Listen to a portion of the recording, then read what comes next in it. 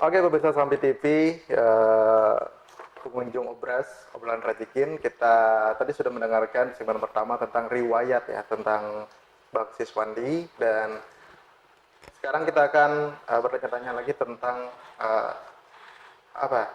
Tentang komisi beliau nih yang sekarang beliau jabat, yaitu sebagai Wakil Ketua Komisi 3 DPRD Provinsi Kalimantan Tengah, dan kita akan langsung bertanya-tanya kepada beliau. Bang, di Ya, Komisi 3 nih Bang, yang membidangi tentang kesehatan dan pendidikan. pendidikan.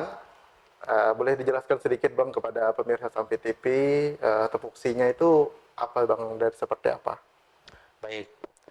Kebetulan saya memang di Komisi 3 barusan kemarin waktu kita rolling. Rolling. Nah, Sebelumnya saya di Komisi 4 bidang siap. infrastruktur. Terus sesuai tatip kita juga akhirnya saya kena rolling. Akhirnya saya di Komisi 3 dan alhamdulillah saya duduk sebagai wakil ketua Komisi 3. Tupoksi kita memang bidang kesejahteraan. Termasuk di situ ada 11 mitra. Ya salah satunya seperti yang disampaikan tadi, pendidikan, kesehatan, termasuk juga rumah sakit ada 2, Kelawate dengan Doris Silvanus, dan dinas sosial, termasuk juga bidang penanggulangan bencana alam, dan lain-lain. Itu kurang lebih 11. Biro Kesra, salah satunya. Terkait masalah pendidikan, kita memang apa yang saya sampaikan sebelumnya tadi memang pendidikan adalah merubah nasib kita dan itu sesuai dengan tupoksi kepala daerah juga, hampir semua kepala daerah yang ada di Indonesia, yaitu peningkatan sumber daya manusia. Ya itulah salah satunya kita untuk meningkatkan daripada dan mengolah daripada sumber daya alam yang ada kita khususnya Kalimantan Tengah. Uh, Kebetulan di DPRD Provinsi Kalimantan Tengah itu yaitu di bidang pendidikan yaitu tupoksinya SLTA sederajat yang memang tupoksi kita. Dan hampir di ada Kalimantan Tengah ini kurang lebih 400 lebih SLTA sederajat yang ada di Kalimantan Tengah, baik SMA maupun SMK maupun SLB ya yang ada. Dan hampir kita kunjungi, rata-rata memang pendidikan kita infrastrukturnya masih memang banyak kekurangan, terutama yang di daerah-daerah yang di ujung-ujung yang banyak kekurangan, terutama RKB, habis itu fasilitas pendukung sarana lain termasuk rumah guru segala macam itu masih banyak kekurangan. Maka daripada itu kita harapkan juga kepada pemerintah, khususnya pemerintah Provinsi Kalimantan Tengah, agar kiranya untuk ditambah anggaran pendidikan yang mana memang sesuai amanah undang-undang minimal 20% sudah terpenuhi, tetapi kita ingin ditingkatkan lagi karena ini adalah merupakan investasi jangka panjang ya, untuk kita semua. Depan, ya. Iya, apalagi dengan situasi dan kondisi kita yang sumber daya alam kita banyak, Kalimantan Tengah ini, dan luasnya juga begitu luas. Saya rasa ini merupakan investasi kita dan ini bisa merubah agar meningkatkan sumber daya manusia dan peningkatan PAD daripada daerah itu sendiri. Untuk di bidang kesehatan ya Bang, sejauh ini ya yang dilakukan pemerintah terhadap masyarakatnya, kalau dari Dewan sendiri melihatnya seperti apa Bang? Dari hasil dari hasil dari reses ke lapangan langsung seperti apa Bang? Iya, terutama kalau di bidang kesehatan masih waktu kita reses atau melakukan kuker-kuker, memang kita sering juga menemukan memang kita akui lah masih banyak kekurangan. Dan kita juga akui juga masih banyak juga yang sudah dilakukan oleh pemerintah daerah Provinsi Kalimantan Tengah. Tapi ya itu, karena anggaran kita juga dan begitu luas, dan jangkauan-jangkauan juga kita sebut jauh, terutama desa-desa yang sudah terpencil, masih banyak kekurangan. Ya salah satunya seperti tenaga medis, habis itu dana-dana pendukung kayak ambulan, dan juga ambulan air juga masih banyak yang dibutuhkan karena banyak desa-desa ataupun kecamatan jalan masih belum tembus sehingga butuh ambulan air sungai. Siap. Kalau dari segi bangunan rumah sakitnya itu kalau di daerah itu gimana Bang? Semasa Abang reses itu ngelihatnya gimana? Kalau setiap kabupaten ya, karena prinsipnya di kabupaten kan ada rumah sakit semuanya, saya lihat tuh memang cukup bagus dan semua kepala daerah cukup serius dalam penanganan pendidikan maupun kesehatan, karena itu merupakan sesuai visi misi juga. Saya lihat yang perlu ditingkatkan ini adalah di puskesmas atau pustu. Di masing-masing desa. Iya, hampir kelurahan dan desa yang ada di Provinsi Kalimantan Tengah itu yang perlu ditingkatkan. Spesifiknya apa Bang yang ditingkatkan ya Bang? SDM-nya atau fasilitas? Fasilitasnya juga, habis itu tenaga medisnya dalam artian begini ya, perlu tunjangan khusus kah? Atau bentuk bagaimana juga termasuk juga guru-guru tadi. Perlu ada seperti yang jauh-jauh atau segala macam tuh perlu ada tunjangan atau insentif yang lebih khusus lah. Karena kita juga mengetahui ya, karena di sana kan mungkin yang jauh tuh sinyal juga susah, habis itu sembako juga mahal, transport segala macam susah.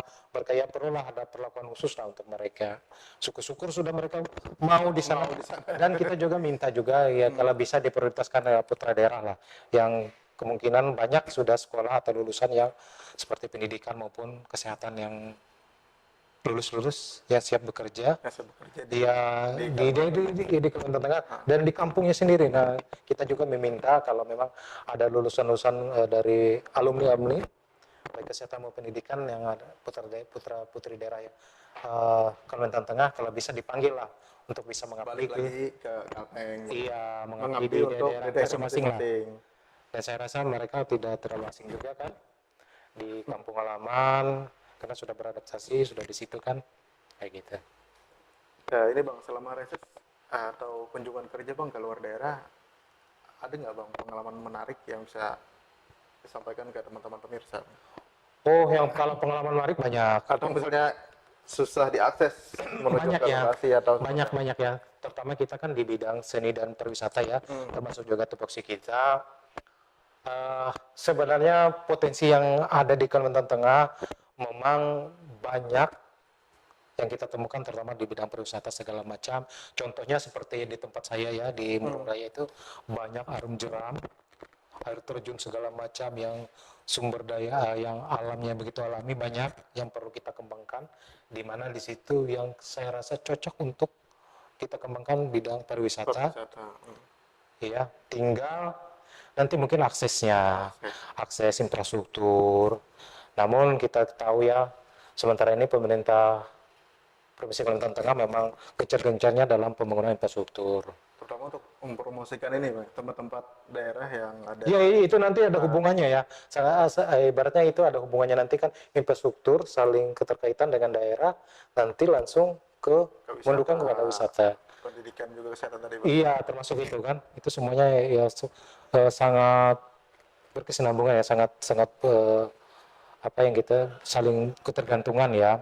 Tapi memang utamanya infrastruktur. Iya. Kalau kunjungan ke luar daerah Bang, apa ya, menggali informasi di daerah lain itu apa Bang yang bisa kita bawa atau terapkan di Kalteng sendiri Bang? Misalnya ke Kalsel atau ke luar Jawa? Kita juga sering juga melakukan kunjungan ke luar daerah, baik ke provinsi tetangga, ke Kalsel maupun ke daerah-daerah lain maupun ke ibu kota provinsi Jakarta. Memang banyak hal yang perlu kita pelajari dan banyak hal yang perlu kita adopsi untuk di Provinsi Kalimantan Tengah.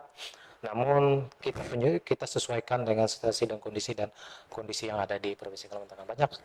Banyak terutama yang pariwisata, habis itu budaya-budaya kita yang perlu kita tingkatkan lagi, perlu kita gali lagi bersama untuk tingkat PAD. Setelah itu ya seperti pendidikan, termasuk juga kesehatan, banyak.